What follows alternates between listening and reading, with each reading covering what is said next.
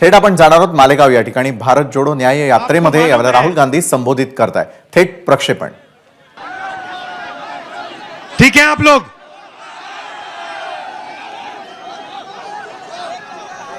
रमजान मुबारक।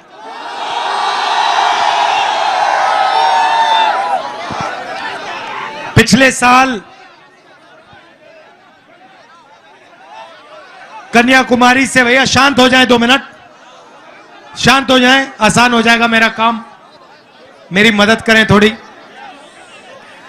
पिछले साल कन्याकुमारी से कश्मीर तक 4000 किलोमीटर हम भारत जोड़ो यात्रा में चले। समुद्र से लेकर हिमालय तक, पहाड़ों तक हमने ये यात्रा की। आपको मालूम है कि देश में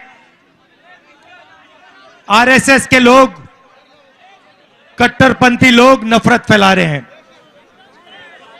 भाई को भाई से लड़ाने की कोशिश कर रहे हैं, एक भाषा को दूसरी भाषा से लड़ाते हैं, स्टेट को दूसरे स्टेट से लड़ाते हैं, एक जात को दूसरी जात से लड़ाते हैं, एक धर्म को दूसरे धर्म से लड़ाते हैं। और मीडिया में तो बात आती नहीं है। मीडिया में बस मोदी जी का चेहरा दिखता रहता है 24 घंटा।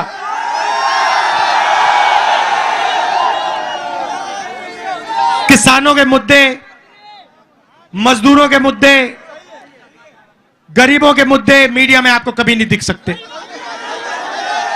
मीडिया में आपको बॉलीवुड के स्टार दिखेंगे, क्रिकेट मैच दिखेंगे, मोदी जी समुद्र के नीचे दिखेंगे, सी प्लेन में उड़ते हुए दिखेंगे, फिर कभी आपसे कहेंगे भाइयों और बहनों थाली बजाओ, मोबाइल फोन चमकाओ। कोविड से लाखों लोग मर रहे हैं और नरेंद्र मोदी सबको एक साथ नचवा रहा है। तो यह ड्रामा देश में चल रहा है, नफरत फैलाई जा रही है। तो हमने सोचा मीडिया में बात नहीं आती, चलो भारत जोड़ो यात्रा करते हैं, नफरत के बाजार में मोहब्बत की दुकान खोलते हैं। और पूरे देश में लोगों को साफ पता लग गया कि एक तरफ नफरत है और दूसरी तरफ मोहब्बत है। क्योंकि आप जानते हो नफरत को नफरत नहीं काट सकती है, नफरत को मोहब्बत ही काट सकती है। और जैसे मैंने यात्रा में मोहब्बत की दुकान खोली, वैसे ही आप हर रोज मोहब्बत की दुकान खोलते हो। अब देखिए ये सब हो क्यों रहा है। नरेंद्र मोदी जी लोगों का ध्यान इधर उधर क्यों करते हैं? क्योंकि वो चाहते हैं कि हिंदुस्तान का जो धन है वो 10-15 लोगों के जेब में चला जाए। वो चाहते हैं कि अदानी जी जैसे अरबपतियों को हिंदुस्तान की पूरी पूंजी पकड़ा दी जाए। लक्ष्य है। आप देखिए हिंदुस्तान में 22 लोग हैं, सबसे अमीर 22 लोग हैं। उनके पास उतना धन है जितना 70 करोड़ हिंदुस्तानियों के पास है। एक तरफ 70 करोड़ हिंदुस्तानी, उसमें किसान, मजदूर, बेरोजगार युवा, जितना उनके पास धन है उतना ही धन सिर्फ 22 लोगों के पास है। यह है हिंदुस्तान की हालत। मीडिया देखो, एयरपोर्ट्स देखो, पोर्ट्स देखो, पावर जनरेशन देखो, सेलफोन देखो, जहां भी आप देखोगे यही 20-25 लोग आपको दिखाई देंगे। ये आप फोटो ले रहे हो ना, मोबाइल फोन पे 6-7 घंटे रहते हो, रील देखते हो, पैसा कौन बनाता है?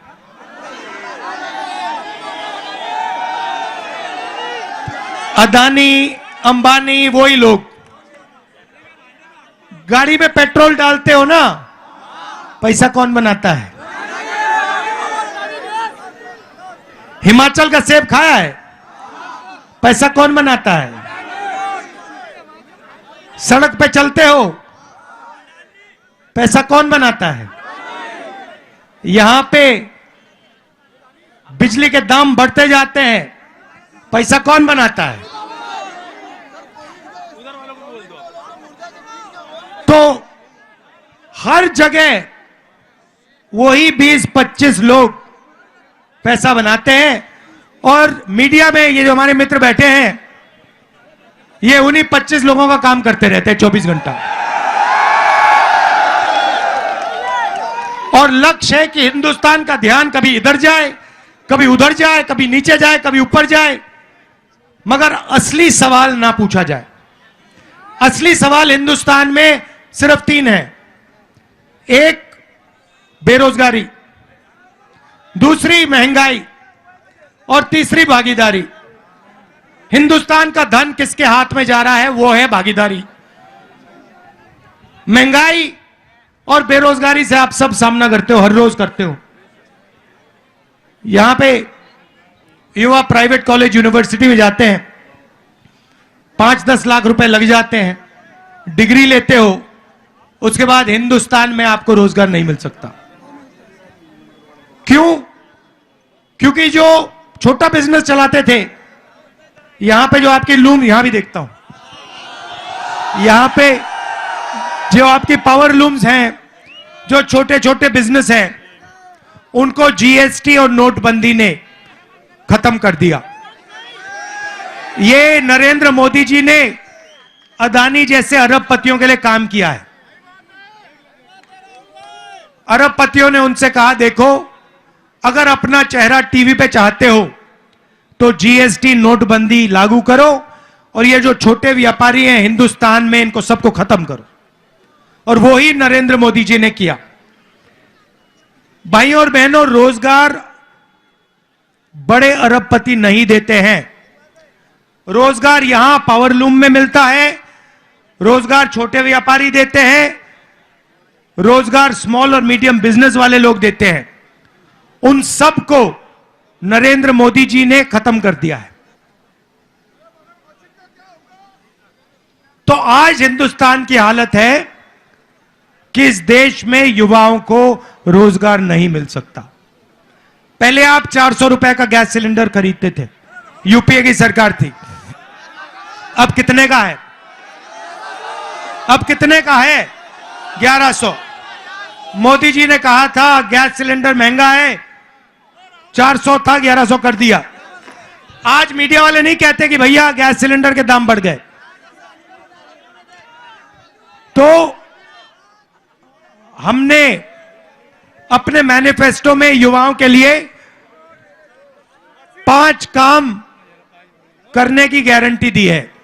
वो मोदी वाली गारंटी नहीं, कांग्रेस वाली गारंटी, हमारी गारंटी, मेरी गारंटी, वारंटी के साथ। तो देखिए, जब ये नफरत फैलाई जाती है तो देश कमजोर होता है। अभी ये क्या कर रहे हैं, आपने देखा होगा, इनके एमपी ने अभी कहा कि चुनाव के बाद हम कॉन्स्टिट्यूशन को खत्म कर देंगे। देखा आपने? संविधान को खत्म कर देंगे। टेस्ट कर रहे हैं। उसको बताया गया है कि भैया तुम ये बोलो, देखो रिएक्शन कैसा आता है। सबसे पहले मैं आपसे कह रहा हूं, मोदी छोड़ो, दुनिया में कोई शक्ति नहीं है जो संविधान को खत्म कर सकती है। इससे आपको अधिकार मिला है, यह देश की नींव है, इसको कोई नहीं छुएगा। ये कुछ भी कह ले, हम इनको नहीं छूने देंगे। सबसे पहला ये। दूसरी बात, हमने पता लगाया 30 लाख सरकारी वैकेंसीज हैं, 30 लाख। जैसे ही हमारी सरकार आएगी वो 30 लाख वैकेंसीज भर के हम आपको पकड़ा देंगे। इधर आओ, तुम्हारा नाम क्या है? इधर आओ।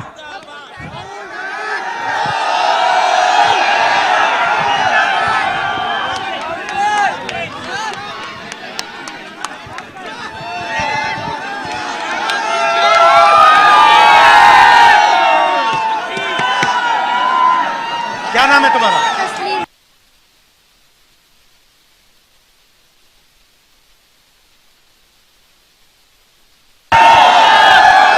तो एज क्या है तुम्हारी? एज क्या है? 9 साल। 9 साल का है, अभी नौकरी नहीं कर सकते। तो पहला काम 30 लाख जो नौकरियां हैं, वैकेंसीज हैं, सरकारी वैकेंसीज हैं, उनको भर के हम गरीब लोगों को, आप लोगों को दिलवा देंगे।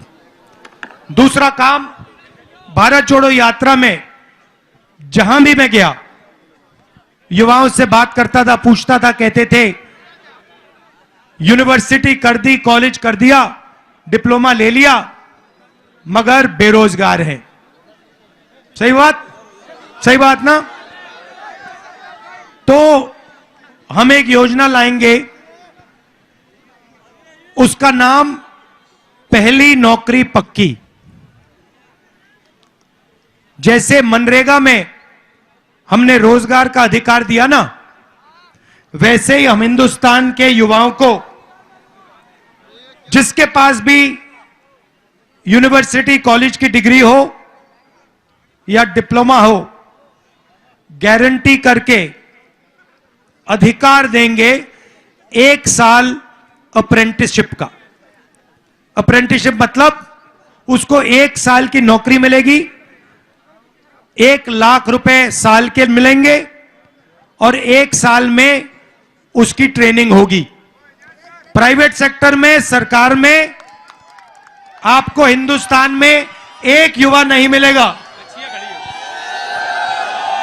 ऐसा आपको एक युवा नहीं। क्या कराटे करते हो क्या? चलो इधर आओ। पीछे खसको, पीछे खसको।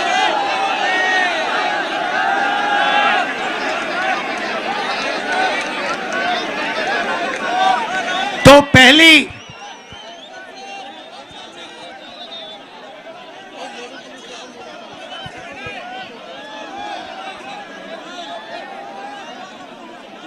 कैसे हो? इस पे आ जाओ। बेटे सामने आओ। बैठ जाओ, बैठ जाओ, बैठ जाओ, यहां बैठ जाओ। मुंह उधर कर लो, मुंह उधर कर लो, बैठ जाओ।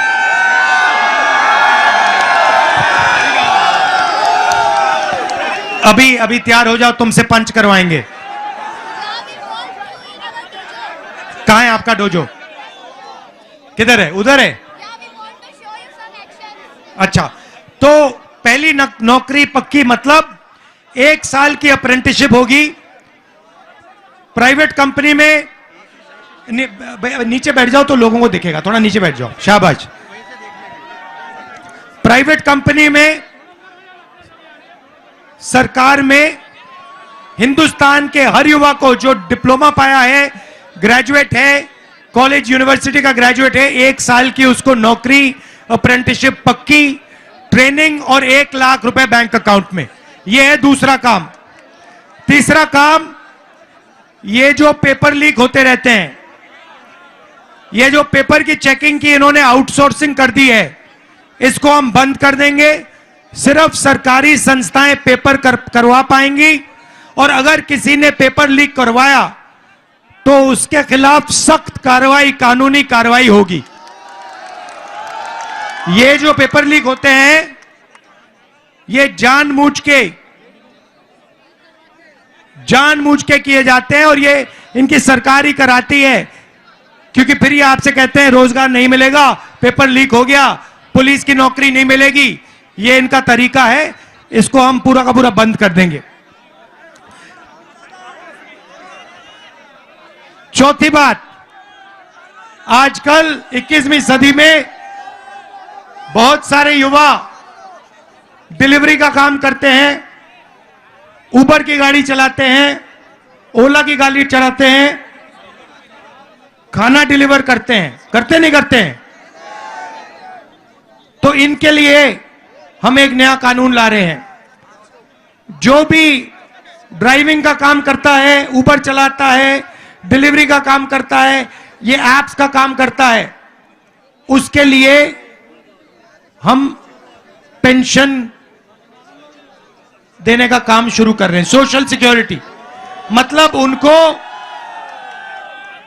उनके लिए कंपनी अलग पैसा रखेगी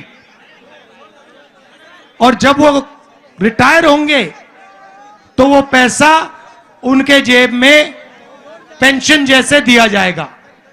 और आखिरी काम, युवा रोशनी। ये नरेंद्र मोदी जी स्टार्टअप इंडिया करते रहते ना, मेक इन इंडिया। कुछ हुआ make in India? Make in Adani हो गया, मेक इन अंबानी हो गया, मेक इन इंडिया नहीं हुआ। यहां पे आपके सब लूम बंद कर दिए, बिजली के दाम बढ़ा दिए, आपकी कोई रक्षा नहीं की, छोटे व्यापारियों की रक्षा नहीं की। तो इसीलिए हम 5,000 करोड़ रुपए हर डिस्ट्रिक्ट में स्टार्टअप फंड भेजने जा रहे हैं। जो हमारे युवा हैं, जो छोटा बिजनेस शुरू करना चाहते हैं, एंटरप्रेन्योरशिप करना चाहते हैं, उनके लिए दिल्ली में नहीं, मुंबई में नहीं, हर डिस्ट्रिक्ट में 20 करोड़ रुपया हमारी सरकार भेजेगी। और वो सिर्फ गरीब युवाओं के लिए होगा, उनके बिजनेस के लिए होगा।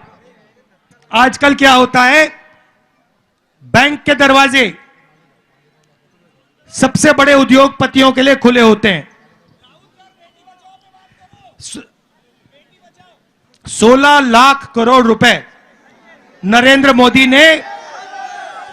मोदी ने 20 लोगों 30 लोगों का कर्जा माफ किया है। ठीक है, पार्लूम वालों का कितना कर्जा माफ किया है? 1 रुपया नहीं किया। किसानों का कितना किया? 1 रुपया नहीं किया। मजदूरों का कितना किया? 1 रुपया नहीं किया। 16 लाख करोड़ रुपए 24 साल का मनरेगा है। 1 साल मनरेगा के लिए 65,000 करोड़ रुपए लगते हैं। इन्होंने 16 लाख करोड़ रुपया मतलब 24 साल का मनरेगा का पैसा 20 लोगों को पकड़ा दिया है। किसानों को, मजदूरों को, आप लोगों को ये कुछ नहीं देते हैं। तो इसीलिए हमारी सरकार आएगी तो बैंक के दरवाजे हम छोटे व्यापारियों के लिए, पावरलूम वालों के लिए, छोटे मैन्युफैक्चरिंग यूनिट्स के लिए खोलेंगे। तो ये हमारी कोशिश है। और ये जो बिजली के दाम बढ़ते जा रहे हैं ना, इन लोगों को भी हम टाइट करेंगे। ये सोचते हैं कि 24 घंटा आपसे चोरी कर सकते हैं। जीएसटी का पैसा आपका है, मेहनत आप करते हो, और यही 20-25 लोग उठा के ले जाते हैं। तो ये हम बदलना चाहते हैं। अच्छा, आपने ईवीएम की बात की, बिल्कुल सच है।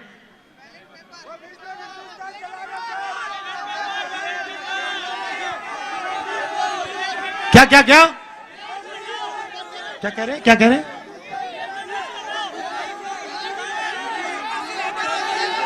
ईवीएम हटाओ। ये पूरा हिंदुस्तान कह रहा है कि ईवीएम में कमी है। हम इलेक्शन कमीशन के यहां गए, वो सुनने को तैयार नहीं है। आपने देखा होगा, एक इलेक्शन कमिश्नर रिजाइन कर गया, चुनाव से कुछ ही दिन पहले रिजाइन कर दिया। कोई ना कोई कारण तो होगा। अच्छा, आखिरी बात, यहां पे महिलाएं दिख रही हैं, कम दिख रही हैं मगर दिख रही हैं। तो आज हमने कहा है, ओरी आपके